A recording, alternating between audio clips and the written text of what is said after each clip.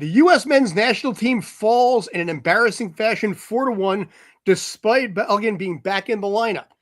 What happened?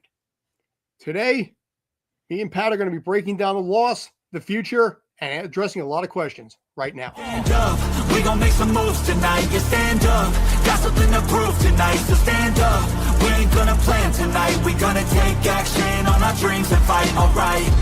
We ain't gonna stall, never stop. We gon' make it all till it's out. We ain't gonna plan tonight. We gonna take action on our dreams and fight, alright. What's going on, folks? My name is Scott Schertzen. Alongside me is Mr. Patrick Bernard, who also writes for the Philadelphia Union for us at Streampunk Entertainment. Today, we are breaking down what happened with this honestly disappointing, but I think altogether not unsurprising loss that the U.S. men's national team had as their trip in the World Cup comes to an end, with a lot of controversy, a few questions, and a fair bit of disappointment. Pat? All right, well, what's going on, everyone? Well, this is not what I expected. I thought we were going to finish the story winning the World Cup, but little to my soccer knowledge that I have, I think I can speak for most of Team USA. We got caught with our pants down. We were just outplayed at every angle, and every time it looked like Team USA was going to get on the board. No, sirree, Bob. We just couldn't, every time there was a scoring opportunity, we just could not capitalize. And Belgium, give Belgium a tip their caps on whatever you want to do. You may not like this team, but they came in hungry. They capitalized on every single mistake that Team USA made.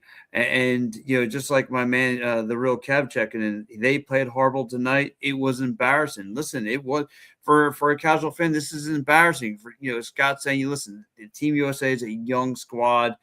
Don't get too discouraged by it. But for us, it's just like, man, we want another championship, right? We want to see Team USA go all the way. We've heard the hype. And I think that somewhat this team got caught up in the hype. I think it was part of that too. I mean, they had this nice little like Cinderella team going on right now, playing on your home turf. They had a couple of good matches in there. Granted, they lost 3-2 to Turkey, but that was honestly the backup squad. It was a rest game for a lot of the main players that they had. And the 2-0 win over Bosnia-Herzegovina went in an elimination match. That was a big part of it too. But up until this point, the U.S. men's national team had never faced a team that was better than 20 in the rankings. So then in comes Belgium, who obviously has a massive, massive reason to want to be able to prove something on this one after what happened with Balogun. But Belgium is ranked 9th overall. It was the first match that the U.S. team had to face someone better than they were in the rankings. The U.S. was 16th. Belgium was 9th. Bosnia-Herzegovina was 61st. So the test was right out of the gate. And at the end of the day, Balogun was a no-show. Really when it comes right down to it, Charles de Keladiarte, 2 goals in this case here, sets the brace, gets the goal, game winner.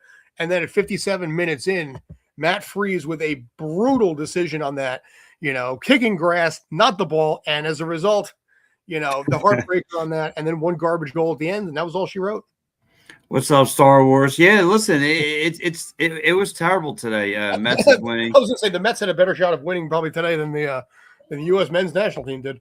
And listen, like you said, the head coach, he was kicking Gatorade bottles. He's frustrated. This is not what he had dialed. This is not what he had planned. Just Jump Street. And I don't want to butcher the kid's name, and I know I do it 8,000 times. The kid from Belgium, number 17. I mean, Charles de Keladiarte. Yeah, I couldn't say that if I tried. He's called Charles from here on out. Charles, listen, Charles was really good because he wanted it. He wanted it more than anybody on the field tonight. And again, you saw the capitalists. They made a mistake, and number 10 of Belgium just hooked them up with a nice little quick pass down the lane. And then, of course, the header goal, he got off the 2-piece. Yep. So, again, this is a guy who want to make a name for himself against Team USA. And Matt Freese, we all know, made the big hesitate mistake, and then the ball went the other way. Yeah. He came in, basically that was a breakdown of the defense there. It was a breakaway. He played the right call. I was talking to Robin about that upstairs. He made the right decision to come out aggressively. But the problem is he fumbled the kick when he had the opportunity to kick the ball out of space. And as a result, just the entire play just broke down, and you had this, 40-foot shot into an empty net. Tim Ream did everything he could in that moment to at least try and stop that ball from going in. But again, when you give up a goal, when you have a team like the U.S. team who doesn't have the field experience that Belgium does, you have so much less space to make mistakes. And that one right there was a huge mistake, and it took everybody out of it, including the fans. Yeah, and it did. Listen, that's the one, right? That's the ball that, again, the Matt Freese mistake is the one that really was saying that this game was going to be over. Look, Matt Freese had the look on his face that this game was over. And it sucks, right? Because, even though the team showed you lights, flashes that they could compete and they were going to make this a game towards the tail end of it in garbage time, and then Belgium just hits you with the uppercut that kind of puts you on the canvas for the 10 count, right? But going back to that Danny and Matt Freese mistake, and now it's great. We gave him all the flowers and all that stuff, but now he's going to have to, unfortunately, take the thorn bushes to go with it, and not just for Team USA.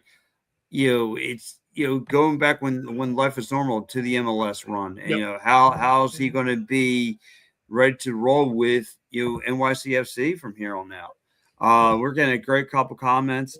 Rick's chimed in. Rick is saying Puzzlick is embarrassing. Please keep him away from 2030 team. Oh, I got a comment on this. I got a comment on this side, by the way. Here's the scores. I'll bring that up in a second. But I was going to say I had a shot in here that Belgium basically knocks the U.S. out of quarterfinals. Also, it's football, not soccer. Yes. But yeah, here's the breakdown of the per FOT mob of the ratings that they had, and you can see there was really nothing here. Malik Tillman, okay, fine, 7-6, because of the one goal that he had. But Anthony Robinson, Pulisic 6-3, but and Tyler Adams. But for the most part, it's been pretty mid. And then like I said, Charles in this case, 9.4, the two main goals in this case, and it was like I said, this was an experienced team that has been down this road before and knows how to play in situations like this. For the U.S., even playing at home, it's still new territory, and even 12th man in Seattle wasn't enough. No, and you're right. And like Ricky said, it's just a heart of the moment comment, but shine that man gets for doing absolutely. Yeah, listen, we get it. Nothing's embarrassing for Team USA. Ricky says, listen, this is a young team. You got to understand that, guys. This is a young team. Ryan, came up against a juggernaut.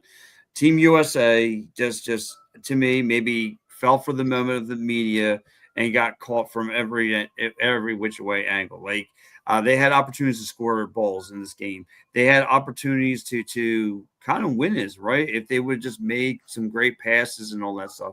But you got to credit Belgium. I mean, Belgium kind of picked apart this team, and for a good little while, I mean, Team USA had a tough time moving the ball up the hill.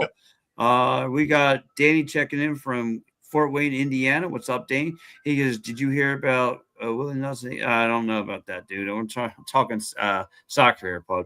Well, what was the one? What was it? The John Denver song, "Take Me Home, Country Road"? I think. Yes. A weird choice, especially when you see Pochettino actually sitting there like singing that song. It's like him. He knows this. But yeah, I mean, like I said, you look at a team like this. I mean, I think I do disagree with you. I mean, I think at this point, this was a disappointing end because this team has never made it to the round of 8 since 2002. And you were on your home turf and you still couldn't pull it off. You had political intervention to get your top scorer back in. And I don't care what they say. In this case here, I mean, right now, Belgium has already stated, and they're working with UEFA on this, that they are actually going to be pursuing possible legal action against FIFA for the decision to postpone that red card. Win, lose, or whatever the case was, they were still going to pursue a decision to basically try and find out what happened and file a lawsuit against FIFA. That's how messed up the situation was. Even getting your top scorer back, you fell in bad fashion on your home turf, and you once again could not get past the round of 16.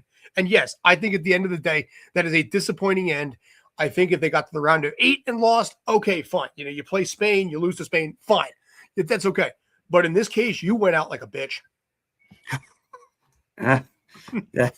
I mean, no, listen, you're right. I mean, listen, it's a lot of people should be disappointed. I'm just trying to be, for once, I'm trying to be the calm guy. I mean, listen, listen, a lot of people, and I know half these players anyway. I know you do. I know you know half the players. I know you know Matt Freeze.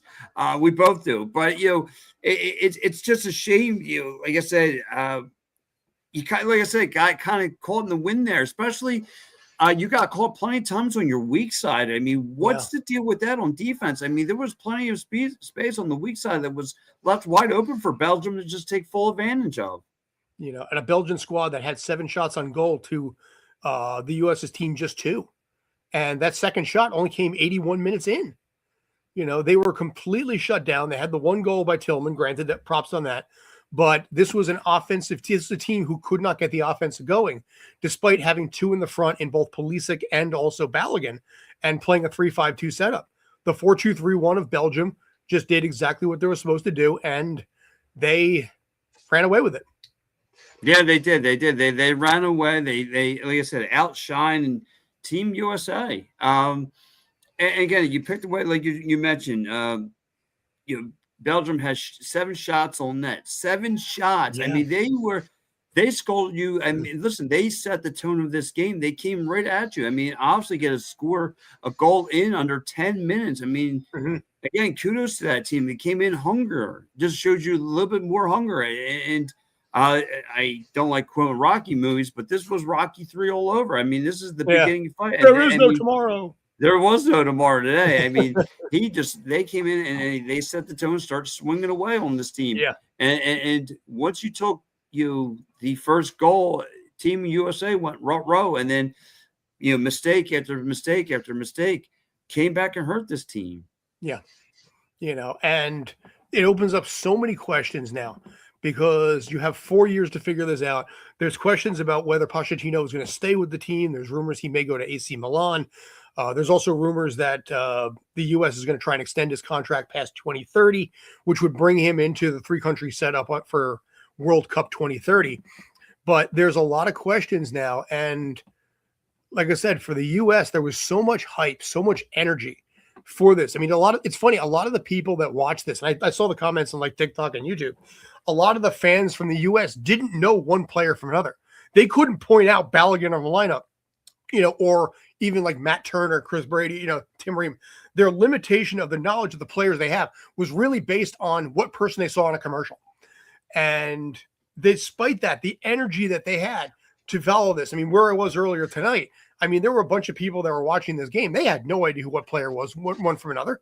They didn't care because they were so caught up in the hype of, America 250 and the World Cup being here, that they were okay with Balogun coming back, even with political involvement, because it meant their country and their patriotism has a chance to shine. And you're right. And just, I want to back up with everything you just said. A lot of people didn't know any of these players on Team USA. They couldn't pick them out walking in a grocery store. But, however, like this is the team was, I thought was set for destiny. I thought this team was going to be able to finish their story and go on to at least to make it to the finals. And here we are, Sweet 16, and just getting eliminated in embarrassing fashion, by the way. Very much. You didn't just, again, this wasn't like a 2-3, down to the wire loss. This was a flat out beatdown from Belgium, and you had to sit there and take it on the chin. Yeah. I think we got a comment here from Day Dude. It says our best athletes don't play soccer. I'm gonna have to disagree. I get what you're saying. I guess you're looking at it again. You're 4-for-4, but our best soccer players are on this team, and tonight it's all going to circle back to the Matt Freeze hiccup. That's what's going to come down to. That was the heartbreak there. But yeah, when you look at some of these numbers here, shots 15-7, 7-2, Big chances, 4-0 on that. 2 yellow cards, 5 corners. I mean, U.S. got some corners late, but pretty much all of these shots, all these numbers are in favor of Belgium. Less shots off target, more shots on target, 4 block shots, 10 shots inside the box to 5, 5 to 2 outside of the box. I mean, pretty much every single one of these stats, for the most part, is in favor of Belgium. Yeah, it is all favoring Belgium, and it's a shame. It's just a shame. Again, I thought Friday we could have had something to hype. It would have had everyone here hype. Taking on Spain Friday night. Ross, where did you want to go in front of your TV? And now, here we are. Dave Dew said, "Hold on, who did he say?" He said, "We play soccer in the hood. We will win every year." I don't know if you watch MLS. Exactly. We play. It's regular U.S. city teams just battling out. But just going back to this, it's just a punch to the chest. You took a punch to the chest from a team that now you have to admit that's better. And like I said, I was talking with my cousin Dave, and he doesn't think Belgium was just that better. He just thinks Team USA got caught in the hype. Yeah, fair. I was going to say basically, unlucky fellow, see you in 4 years. Poch is an average coach at best. But what I'm curious about now, and if you want to come back to this, that's perfectly fine. You want additional thoughts, but what does this do for the sport going forward? What does this do for MLS, USL, NWSL? Maybe not NWSL because they got their own World Cup next year in Brazil, but for the sport here. And if you have other thoughts about the World Cup match, please go to them first. We'll come back to this. Perfectly fine. But what does this do for the sport? Because truth be told, MLS has not really advertised themselves much during this World Cup. No, you're right. I did see the Dorner Sports Center. I did see the commissioner of MLS on it, and same thing. He kind of asked you, like you're asking, like, is this going to, like his whole initiative to have MLS is to bring soccer to US and make it a bigger sport. But I think it's great. I think the sport's great. I think it's trending in the right direction. Again, listen. For the people who are going to be, whether you're really disappointed with Matt Freese tonight, you are going to go to a New York game and see if he can turn around, because Matt Freese's only saving grace now is to win an MLS Cup for NYCFC. And I don't think you can pull it off on that squad, to be honest with you. That's going to be another long, hard story to get into. That team's eighth place right now, and they're not making the moves they need to replace Maxi Morales and really Alonso Martinez, although that he might be coming back soon. But when you look at what the Chicago Fire have done, by adding Lewandowski, and you got Hugo Kuipers up there and Lewandowski, and by the way, Greg Berhalter, who was in attendance today watching his son being the head coach of the Chicago Fire. There's a lot, like I said, that is such a stacked East right now with them, with Columbus, with Nashville. I'm sorry, not Columbus, Miami, Nashville. That is such a strong East right there that, right now, what I think the future is for Matt Freese is transfer. I mean, I think that goal notwithstanding, that's going to hurt his numbers a little bit, but I always kind of figured that based with the numbers that he was putting up, that they were going to be looking at probably offers for him 20 to 25 million euro if they're able to get it. And then Tomas Romero becomes the new starter. That's the way I just personally saw it. Yeah, you're absolutely right. I think the numbers, like I said, people are going to stay attracted now to Matt Freese, right? Because in soccer or hockey, it's kind of like the same. Who is in between the pipe? Because that's the most important job on the field. And you having the mislaps that you did tonight, whether you could bounce back and turn around somewhere or transfer or something where you can turn around your life and finish your story or something, win a championship somewhere else or something's going to turn around for this kid, and hopefully it's for the better, because Tony, like I said, it was embarrassing, not just for Matt Freese between the pipes of Team USA. I mean, listen, we get it, but the defense, again, just this team is just looking like two steps behind Belgium, where they were hesitating on making moves and then just getting outmolded by Belgium. Yep. Man, we got another comment coming in. My man Kenny from Colorado checking in. What's up, Kenny? Kenny goes, when's LeBron coming to Philly? I don't want it. It's already been, I'm already stressed enough. I'm already stressed enough with TBS. I don't want him either. He's too old. But that's my man Ken. I know Kenny since elementary school. He's a good dude, man. Nice. Yeah, I was going to say comment on this side over here, but the U.S. needs a better talent pool. And I remember, I think it was Landon Donovan talked about when he used to play in Germany as a kid, like 12, 13, 14 years old. The head coach of that squad was someone who used to coach World Cup and coach Germany at national level. You don't see that kind of coaching style here. You get a high school guy who's a head coach for a team, but he also is like the science teacher, or something like that. Over there, you would get someone like, say, a Greg Berhalter teaching the kids at a national level at the 12, 13, 14-year-old level, because someone who's been through that, but you don't have that here. And that's where, and Donovan had a great point with that. He's like, it's such a different vibe from U.S. youth versus, say, international youth. And I think part of that has to do with the popularity of the sport here. I really do. Yeah, listen, it's growing, right? I mean, look, MLS was advertising, Quinn Sullivan being at the game tonight, because maybe in the next 4 years he'll be part of the team. Knock on wood, if he could be in part of the team in 2030 and see what happens there. But like I said, though, listen, I know it was a 2-week run, but still, it was a lot of fun. And just this is going to leave. I know it's 4 years from now until we get FIFA back, but this is going to leave a bad taste in a lot of people's tongue. Just the way you lost tonight, just a 4-1 beatdown from Belgium. Yeah. It's going to stink for a long time. Yeah. And what will help, I think, ironically enough, is the fact that next year, the U.S. women's national team will play their own World Cup. And they're ranked second overall, last I checked. That is a very, very strong squad. The triple espresso that they've got, that lineup there with Trinity and all the rest of them.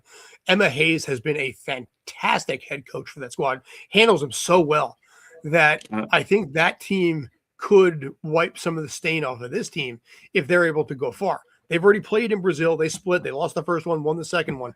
But they deliberately wanted to play friendlies down there in Brazil so the players can get a vibe of what it's like to play that environment. But this team never really had that kind of pain. I watched them in friendlies last year. They were terrible. The U.S. was really, really weak. It was. And we have British in USA checking in because USA needs to watch England. Thoughts on that there, Scott? Say again. Sorry. Team USA needs to watch. He says Team USA needs to watch England. They probably should. Watch the symmetry that. Well, the U.S. team needs to watch the symmetry that a lot of the teams have out there. We'll use Norway as an example because that England-Norway match is going to be fan-freaking-tastic. But also because you have we'll use both examples. You got Erling Haaland with one. You got Patrick Kane with the other. Both cases there, they are part of a system. The problem that the U.S. team had is you had Balogun and then everybody else when it came to offense. But when it comes to somebody like England, for example, Patrick Kane, Kane, Erling Haaland with Norway, they have 7 goals each because their entire system is built in such a way that if they don't get it done, someone else can. Jude had 2 goals last night against Mexico. And that's because of the fact that Kane is such a threat that you have other players there because the entire system works in congruency. That's what makes the European team so strong. Year after year. I mean, if you look at the map of who's won the World Cup every single year, it is either South America or Europe. It has never been in North America. It's never been Central America. It's never been Asia. Never been Australia. It is the same pocket every single 4 years. And that's why, because me and my cousin were talking about how Europe really hasn't been that strong of a powerhouse as of late, but now, like you say, you have to keep your eyes on England. You know what I mean? And like I said, that England and Norway game is going to be through the roof good. Yesterday's match between England and Mexico was fantastic. That was edge of the seat. By the end of that match, because Robin was pulling for England, at the end of that match, she's screaming, "Blow the goddamn whistle!" because she was freaking out because it was like because England was playing on their heels so much and playing with 10 men, and that's they did everything they could, but that game was just honestly game was just bonkers. It was edge of your seat, and that's what I think we're going to get with this matchup between Norway and England. Kane versus Holland. Yeah, I think you're right. I think you're going to get a great matchup. Now, like I said, now we've gotten past all this. We got past the Matt Freese mistake. Now we're looking at the potential matchups that are coming. Now you're going to get Spain. You're going to get Belgium. Who do you got there, Scott? Spain. I think Belgium had a good run here. They definitely had a good win, but Spain is too strong. They took down Ronaldo tonight. And Ronaldo, by the way, who announced that this is going to be his last World Cup match. So a little bit of a disappointment on that part. So will he continue to be in Fatal Fury City of the Wolves? Probably. Do I want it? Hell no, I don't. I hate it with a passion. But Ronaldo, they took him down on that late goal in added time to win 1-0. And Spain was already one of the teams that was favored to win this whole thing. So I think they take down Belgium, but that's going to be probably like a 3-2, 3-1 final. Yeah, it's going to be a good one. Again, for the guys who are just checking in here too, man, this is my man Scott Church and I'm Pat Bernard. Make sure you give my man Scott on, following all the social media platforms. Give Stream Punk Entertainment a follow on all your social media platforms where you're watching it from. We are here for the post-game Team USA getting hit like the Titanic, unfortunately. Getting hit losing 4-1 against the Belgium beatdown, if you want to call it that, for a post-game show, because that's what it was. It was Team USA looking 2 steps behind what Belgium was doing. I mean, Belgium read them offensively and defensively like a book, and just counterpunch everything that they threw. I mean, listen, we got the Malik Tillman goal. But that was on one year. Basically, Belgium can beat Spain easily. Belgium played with two teams today. They have talent. So sorry to cut you off. I just wanted to give some love here. No, that's fine. We welcome all the commenters coming in. I mean, what you could comment on the Scott's Tick-a-Talking page or mine. Yep. We're appreciating all of it. So yeah, it's going to be a lot of fun, Scott, coming down the stretch. Yeah, and like I said, it's only getting better. And it's funny because this World Cup has had so many challenges early on before the whole thing started. I mean, it was just, when you look at the ticket problems that happened there, the transportation issues, NJ Transit, all the issues that happened, what we got on the pitch was pure gold, and we've had some amazing, exciting matches. We did hit a little bit of a wall here, with this whole Balogun thing. The red card should probably never happen. I think probably 95% of viewers would agree that was not a red card. Yellow card, fine, sure. But it was, intent was the problem. I talked to a couple of former FIFA officials. They also agreed that was not a proper red card there. But the way that whole thing transpired, Belgium has got to feel really good tonight because because the U.S. got political involvement to get their best player back, and they still got beaten badly. They did, and like you said, this was an embarrassing home loss on your own turf, on your home soil, and Belgium just came in, just kicked over what you just had for dinner and said, "Here, this is my meal now, and I'm going to run away with it." And you just sat there and just took it on the chin. And again, just embarrassing fashion. The only time I saw any kind of life in this game was at the tail end of it. Just like the guys off the bench just trying to make a name for himself, trying to show some kind of energy. And that was it. I mean, like I said, this got to the point where the head coach is kicking things. After that second goal, too, no less. Yes, after the second goal, early on. Kicking things. You know what I mean? So it was tough. I was a little surprised that Gio Reyna was brought in the second half. I didn't think he'd be getting a minute when they're playing behind. Playing ahead like he did, like, say, for example, game 1, against Paraguay. They were up 3-1. He picked up the goal 4-1. But I was very surprised they brought in someone like Reyna in the second half because he doesn't necessarily have the field experience yet. But neither here nor there now. No, it's just crazy. Like I said, it's just tough. They are bringing, like I said, they were just unloading everything off the bench, just trying to get something to work. You got a nice little sparks, but again, another big problem with Team USA. it doesn't matter who it was. I mean, there was big times where then to make a big opportunity and just couldn't find the back of the net, whether it was missing wide or whatever. It just Yeah, could Berhalter not did have that connect one shot off the post. off the post. I mean, there was a couple down low, and it was just one went to the crowd. There was just a couple opportunities for Team USA to take over this game, and you came up empty-handed. Yeah. But like I said, I think a disappointing end because once again, the question remains, why can't this team get past the round of 16? Yeah, it's welcome to my world. I've seen the Phillies now do this. I've seen the Sixers now do it. Now Team USA is just fitting and fine with not making it past the second round. Hey, your team won a Super Bowl a couple of years ago. Don't bitch about this. That's true. I'll take the Super Bowl. I will take a Super Bowl. There you go. See? But Team USA not getting past Sweet 16, just getting dumped on their heads tonight. And guys, you want to chime in? Me and Scott got you covered. How do you guys feel? Team USA just getting slapped in the face at home, and all they did about it was just sit there. I got one over here. It's Belgian flag 100, Belgian flag 100, Belgian flag 100, Belgian flag, and then just a bunch of the arm, because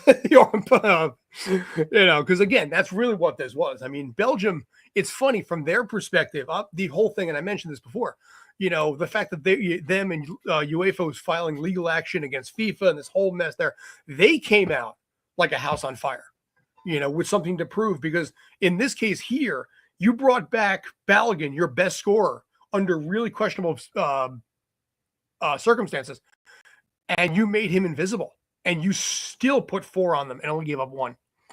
So they had their best. The U.S. had their best lineup and still got a beatdown. Yeah, they did. They did. Got to feel great for Belgium.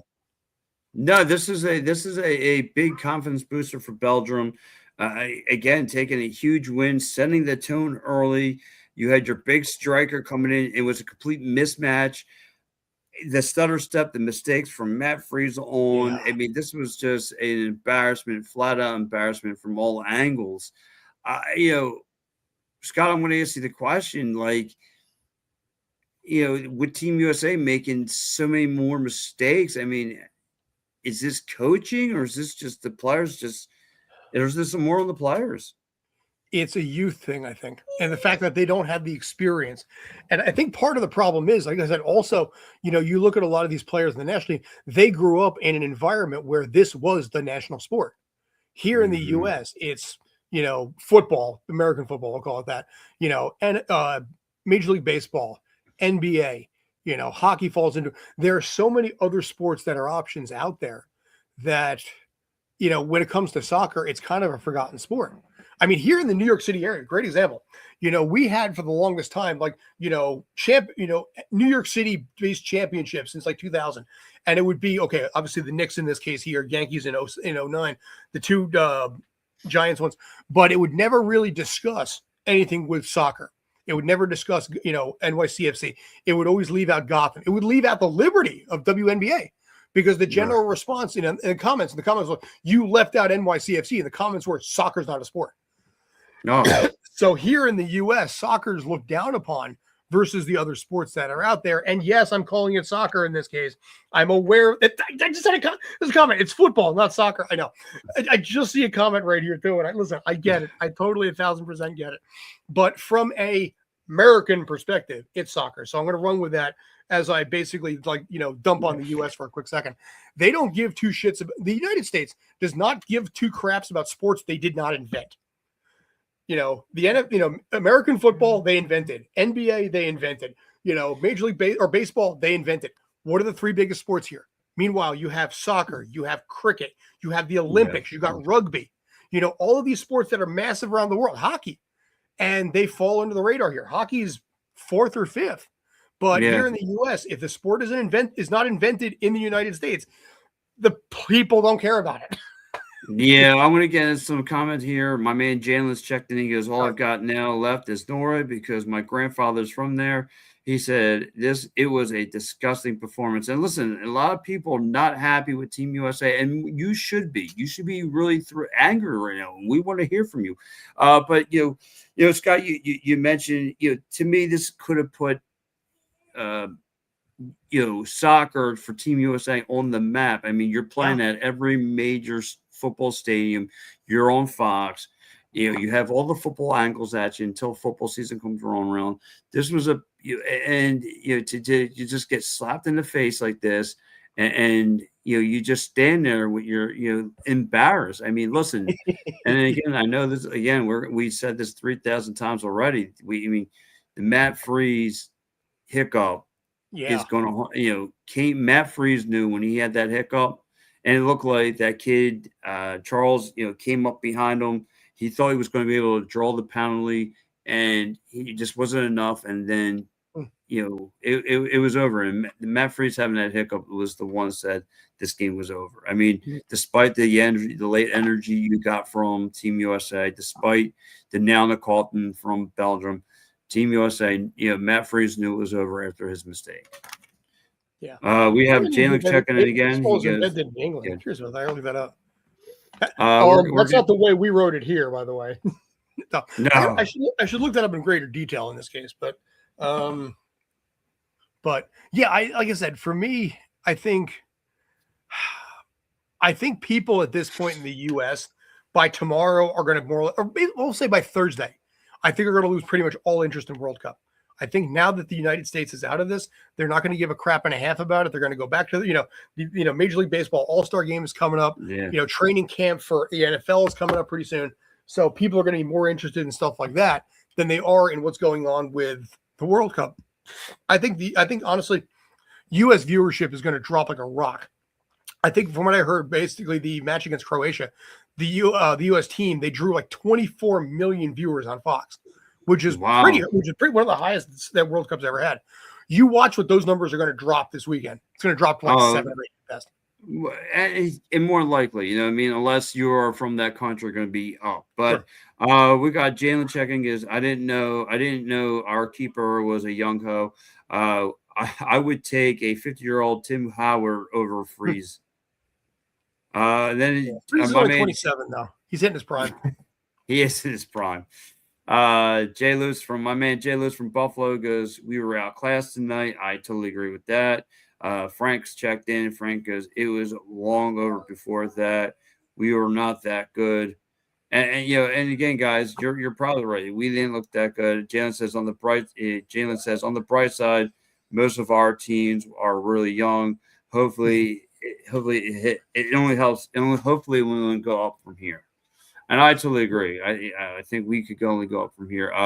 Frank says we couldn't beat anyone one-on-one tonight. We just couldn't beat the one-on-one matchups. And he's probably right. But I think also part of the problem is that the U.S. benefited from such an easy schedule. Because I forget exactly the next number. I think Turkey was 23rd overall. Australia was 27th. Paraguay was, I think, 41st. And Croatia was, I think, 61st. So I remember this for a fact. The best team that the U.S. faced during this entire tournament up to Belgium was 23rd ranked overall. And they were ranked 15th to 16th. So they always played teams that were easier than them, whether the schedule was a fix, whether it was a coincidence, whether it was something that forced the team to make sure they move on. When they finally faced a real test, they got their ass handed to them. And they did. And it's just – and then, listen, anytime they got their butt cheeks handed to them tonight, Frank says, I can't believe we can't believe we can't get a back line. They were okay for a while, but again, you're playing a cohesive unit. Right. And you saw it, like our back line stunk, where theirs were just they were chomping at the bits for every mistake. Looking back to the first goal where, the kid went to make a kid, and Charles came up, intercepted the pass, number 10 made the intercepted the pass. He found Charles coming down on the breakaway, I would say, hits it there. And then obviously the two set piece where he looked like he outmatched it. He jumped over their shoulders with a header goal. I mean, he had a pair of goals. Like that kid was the most hungriest one on that field tonight. Caused the Matt Freeze mistake tonight. He was everywhere. Vegas Rob checked in the show. What's up, Vegas Rob? Because honestly, I was never into soccer before until now. The World Cup got me into the sport. Well, that's good. I got a and comment listen, over here too, by the way. Sadly, yeah. I don't think I wish it's a yes, but Anwar had a question. Are you guys going to change from metric to imperial system so we can understand your sports? I would like that. I don't think it's going to happen. I mean, Fahrenheit, Celsius, let me keep that to the way it is as far as imperial. But as far as meters versus feet, ounces, and all these kind of things, I'm in the same boat, but it's never going to happen. Sorry. Yes, I hear you. Frank's checked in here because Frank says, honestly, only a few of our players are so-called top tier, but overall, we are average. Yeah. Agreed. I mean, agreed, Frank. Good call. I mean, here's a good example. I mean, you look at Matt Turner, 2 World Cups back to back for the U.S. team. He was a backup for the most part with like Nottingham Forest and a couple of these places. He was not really much of a starter, but he was the best they had available. I mean, Balogun plays for Monaco. Yeah, you don't get basically the top, the creme of the creme. You're not going to get a Kylian Mbappe or, who plays for France, or from Paris. You don't have that level of pure unbridled talent. And I think until the U.S. gets a player of that magnitude, they're always going to be pretty much mid because they got nobody to build around this way. No, and like I said, you could stack up your best USA players, from the MLS. Still, guys got like Mkhitar and Messier. Those are world-class athletes from other countries. It's, for instance, I look at Andre Blake in a world-class, but again, representing Team Jamaica. So it's tough. Frank says FIFA changed the number of teams when the USA didn't make 8 years ago because honestly, it's about Moon. Am I saying it? Mon? M-O-N-E? About the money. It's all about the money. Yeah. Good. Yeah, no, good. I was going to say, yeah, there was a lot of complaints about the 48 team setup, and I don't hate it personally. I wasn't crazy initially, but I got kind of into it because if you didn't have the 48 team setup, you'd never have Cape Verde. True. Very true. True. Very true. Mike, it's Muffrey. Oh, Mike Muffrey. Mike Muffrey. Hey, what's going on? He goes, that's not why they did it. We are a trash team. Top 16 for life. Oh, man. Mike Muffrey. Listen, you're spot on. The team was embarrassing, and you guys have every right to be angry. Listen, me and Scott have been talking about this for the last 42 minutes of what an embarrassing loss this was. And we want to hear everybody. Who do you want to blame? I know a lot of it, the blind, if you look at a pizza pie and if you're going to cut up into the blame pie, Matt Freese owns the bulk of it right now. He's eating 3/4 of the plate, and rightfully so. So you guys have every right which way to be frustrated with this Team USA. So again, guys, where do you guys go from Team USA? Like Scott's mentioning, I imagine the ratings may dip.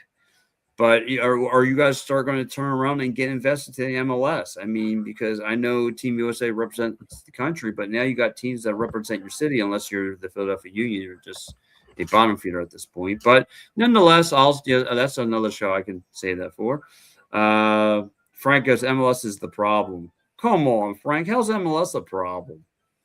You have a reason behind your mustard there. Comment over here, basically on war again. 48 teams. That was okay, seeing that the tournament was hosted by 3 countries. That makes sense too, because I don't think you can do 48 teams if you had something the size of Qatar, which for U.S. standards in this case is about the size of Connecticut. So, but because you had so many stadiums across 3 different countries, 3 large countries in this case, even Mexico I think is bigger than probably 3 or 4 countries combined in Europe. You have that kind of advantage to it. The other side of the equation, though, is that you have teams like Canada being the first team in history to play a home match in a road stadium because they played on Canada Day on the West Coast, So there was that problem. The 3 country setup's happening in 2030 too. So they're doing that again with, I think, Monaco, Portugal, and Spain, is it? Correct me if I'm wrong on that. But, you're doing the 3 country setup again, so you could do the 48 teams again. But rumor has it they're not going to be doing 64. Question. What's Daddy Trump going to do now? Um, Oh, blame that's a great. conspiracy on this. I don't know. Yeah, Basically that's boycott Belgian chocolate. I don't know. I'm taking a guess here. I don't know. So Frank says because they had 35-year-old foreigner players as a whole, Morocco fans. MLS is not a feeder league for our nation team. The team. I don't know. I mean, they did bring in Matt Freeze to be the goaltender, so Yeah. you have to give kudos there. The most important position to me in soccer, they brought in a guy from MLS. So Yeah. I would say it's okay. Josh Yeah. Freed saying now soccer goes back to being an afterthought in the U.S. There, Yeah, I but told see you that. I that's told you. Question yes, he basically did. came in here. Who's your favorite MLS team? For me, it's got to be NYCFC, probably you, the Union, because we write for Yes, those teams. I mean, I've written for yes. NYCFC since 2021. I'm a pool reporter for them too. So it's been loyalty on this, but mainly because of the fact that I've known the players directly and their families, like Matt Freeze's mom, and B, Yankee Stadium food. It may be a terrible stadium to play soccer in, but by God, that catering is amazing. Not gonna lie. I will agree with you. The caterings in these press boxes, good stuff. These guys know how to bring the good stuff, supply the good things. So Josh Freeze, Josh, I mean, that's up to us though, whether we want to make, US, an afterthought. I mean, I know like a lot of people look at MLS to be a AAA baseball. I'm telling you, it's way more exciting if you go and watch it and see for yourself and get all the excitement. And listen, I was one of those guys. I was like everyone else. I was a 4-for-4 guy. But when you really watch, MLS soccer, it's a great product, and I became a writer for it. And Yeah. I enjoy the product that's on the floor. And now listen, one of the best players in the world. We all know about Messier, but he's part of Miami. Yeah. So again, it's a great story. Franco, the only way the MLS works is likely if they do overseas for basketball. Only 3 foreigner players on a team. 3-on-3. Question. A lot of I don't comments like coming that. on this side Okay. about Trump and everything like that. And the question was it worth all the BS? No, it really wasn't. And I think honestly, even if the U.S. had won this match, it still wouldn't have been worth the BS too, because there is a giant target on their back. And I don't blame the players themselves. I don't blame U.S. men's national team. I don't blame Poch on this. They're just a bunch of guys that are playing there. In this case, Pochettino, he had the player back in the lineup. I understand from a moral and honorable standpoint, giddy, if the Japanese word would be, of not starting him. But I think when you're playing to win and you have an opportunity to drop in your lap, I think he takes advantage of it. I don't blame him entirely for that. But boy, all the drama on this, and boy, like I said earlier, the U.S. went out like a bitch. They did. I mean, Frank says, let's talk Flyers. Frank, you could talk Flyers with me Friday. And when we did find out about the Ducks guy, I know, I heard we got till Friday to see whether Leo Carlson will make a decision. But, going back to Scott, like Scott says, all this down, I'm a guy who tries to stay away from the politics side of things, but man, it's crazy. I mean, the guy went out to get, rip up a red card just to get this team got embarrassed, just a flat out embarrassed. Just, losing 4-1 to me is, like I said, it's going to leave a dry stain in my tongue. It's just going to be, it's horrible. It's horrible to just, to dissect, and this was the time for everyone to get behind soccer and all the casuals, and now it's just it's such a yeah. You have a 76er shirt on. 76ers look to be a title contender with the addition of no, they're not. I've said that 8,000 times. They're not a contender. No, leave that behind. I will talk about that at another time. I'm not going to get stressed. I'm here stressed enough. We'll talk about Team USA. Laying down tonight and just being outplayed at every angle, out coached, outplayed, from head coach to GM to mascot. They were just outplayed in every angle. Yeah, it's like I said, it was a really embarrassing way to go out, especially with all the off the pitch drama. And I think I posted this on TikTok earlier, that in a manner of speaking, it would almost be better, I think, for FIFA across the board if the U.S. lost this, because there was so much off the field that it took away from the beauty that was England versus Mexico. If the U.S. wins tonight, it's going to take away from the magic of England versus Norway, because everybody's going to be talking about Trump and, Balogun and all this kind of stuff. And You're this right. You're dynamite right. fucking matchup between, Norway and England, Kane and Holland. I mean, dude, that is so massive. I'm like rearranging my entire schedule to be in front of the TV for this. And I mean, if the U.S. won, that's all they'd be talking about worldwide. Yeah, and you're right. Like you're saying, there's really enticing matches really about take place in the Elite Eight, and I just hope that the politics side of things don't be front and center, which they probably will. And I just want to be about X's and O's, about like you said, Norway taking on London, England. Yeah. I want to see that. Josh says true. Definitely lost too much better team. Yeah, listen, like I said, we lost to a way better team in Belgium. Belgium just, you've seen it from the start of this game, was hungry. Hungry. Charles, number 17, of Belgium. He used the entice of it, pulling the belt out and giving the Team USA a Belgium beatdown. Like he led the team in charge as striker. And I'll tell you what, if that guy decided to ever want to play MLS soccer, you can only imagine the teams would be lining up to bring him in there. A big forward like that, who's a striker like a team that Scott mentioned, Chicago, who flipped the script, who's got guys like Hugo Cuppers who can score goals, a young core of guys out there. Again, guys, if you haven't caught on the MLS, catch teams like Nashville. We know about Miami having Messi. Will this be his last hurrah? You got teams like Chicago just flipped it around. Philadelphia Union and a lot more questions than answers, right? There's so many storylines in MLS that I'm just just try and get people caught up on. Like, Philadelphia Union won the Supporter Shield, and in 2 months they fired the guy, coach of the year. Like, that's insane to me. But that's give the MLS a little plug there. Like I said, a lot of good stuff. But tonight, guys, the main storyline is Team USA goes down the toilet.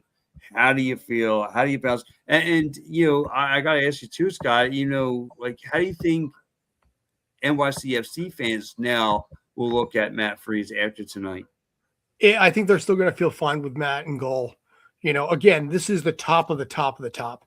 And okay, he flubbed and he screwed up and all this kind of stuff. But, again, MLS, and I've seen a couple of comments in here at the shit league, I call it AAA. So from a baseball perspective, you got the major league, and then you got the league below it, of developmental, called AAA. And then there's AA, single A. AAA soccer in this case would be, for example, like Japan or MLS or things like this.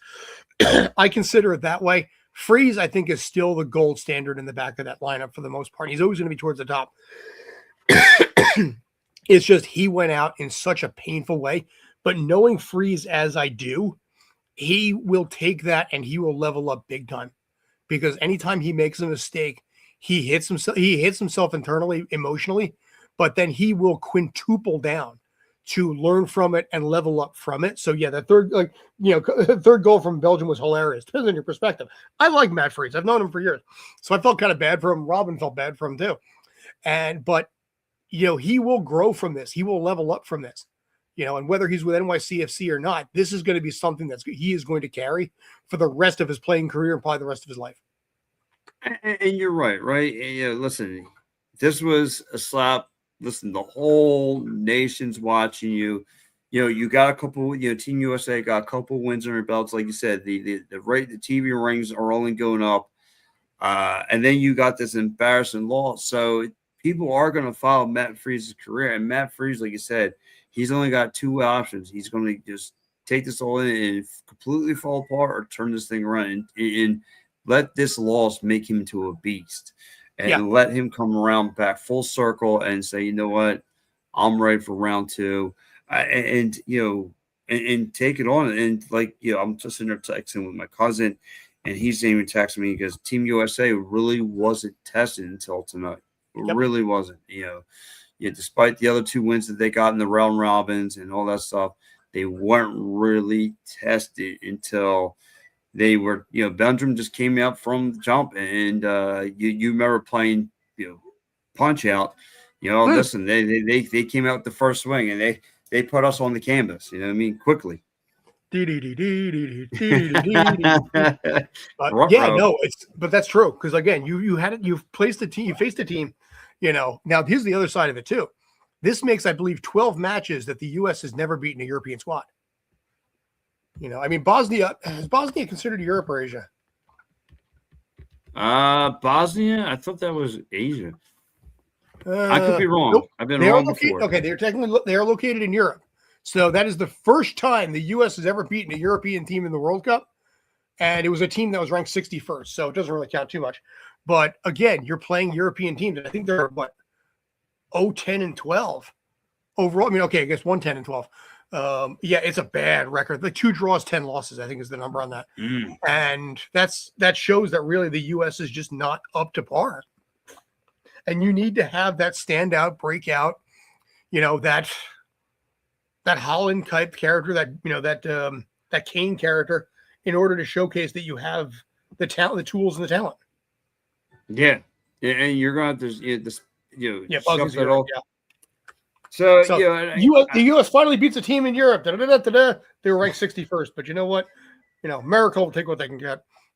So now, Scott, we talked about Freeze. Where does the head coach go from here? How do you feel about him? What could he have done better in this game? I mean, you see the frustrations. I mean, he's kicking over Gatorade bottles. I mean, my man looks like he completely lost out there. Where does he go from here? You know what? Back to the drawing board. I mean, there are rumors that Pochettino will be going to AC Milan. I don't know if that's true or not. There are also rumors that the U.S. wants to extend his contract into 2030 because I think they don't want to have a one and done situation here. But for him, there's only so much you can do. You cannot play. All you can do is put the best squad out there in the best situation you've got, and then let them do it. But it's a very hopeless feeling. If you've ever played like Madden on coach mode, it's brutal because you'd set this up. It's like, why the fuck are you throwing deep on a 3rd and 1? Yes. But yeah, yes. So like I said, it's a hopeless feeling. There's nothing you can do there. And I think it's just back to the drawing board. Pascal Janssen with NYCFC has a rule. He allows you one day to dwell on the previous match, whether it's a win or loss or draw, it doesn't matter. You get 24 hours to dwell on it, and then bam, it's the future. And for Matt Freeze and for a lot of these players, it's back to whatever their teams are and back to the routine, and you use this as a chance to level up. So, no, that's a good point by you. And listen, like I said, dwell on it. It's in the past. Thanks, now. I appreciate it. Try to get some degree of sleep. I apologize for that. Yes. Thank you, man. Yeah. Like I said, though, like I said, I know a lot of people. Thoughts on Nick Emwer? Yeah, on my side, yeah. He said, I'm going to leave now. Cheers. It's 5 a.m. on this side. So, yeah. Oh, wow. I can't blame him for trying to get like an hour of sleep here. No, listen, kudos. But like I said, though, thoughts on Nick Emwer? Am I saying that right? I don't know. I don't know, dude. I don't know what you're trying to tell me here. But like I said, going back to Team USA, like I said, just catches a beating. And you just got us hoping, that this team is going to, move forward. Yeah. He goes, E-Man. You have but forward. He goes, E-Man worry. You know what he's talking about?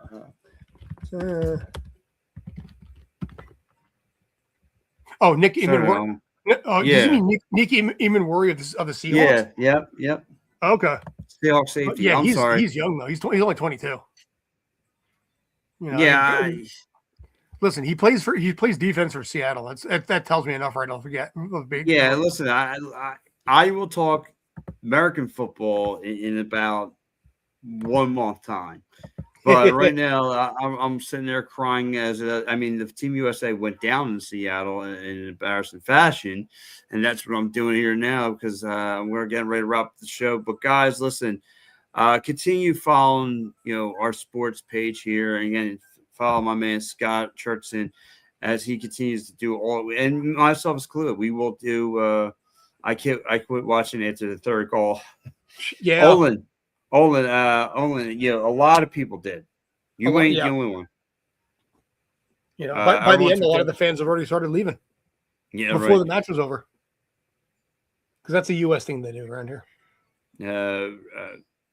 What's that? Phoenix says we were all hate watching because of what Trump did. Listen, yeah, I know. I cannot get into the off the field stuff. I can only do the X's and O's. But listen, Ronaldo.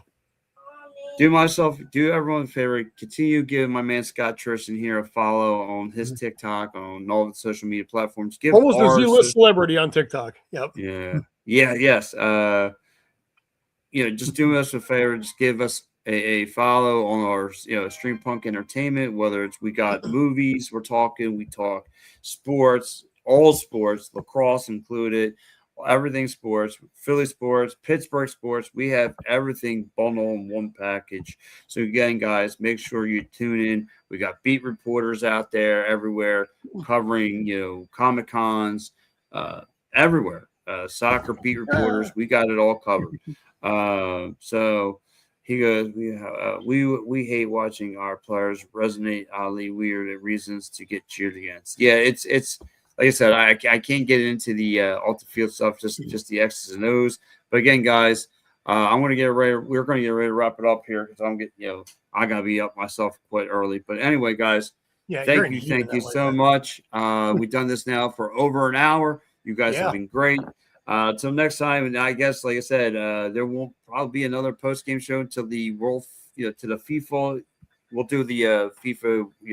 We'll figure it out. We will figure this out as we go. Yeah, but again, guys, make sure you give our channel here a follow and all that stuff. But anyway, guys, have a good one for me, Scott Churchton, Stream Punk Entertainment. We are out.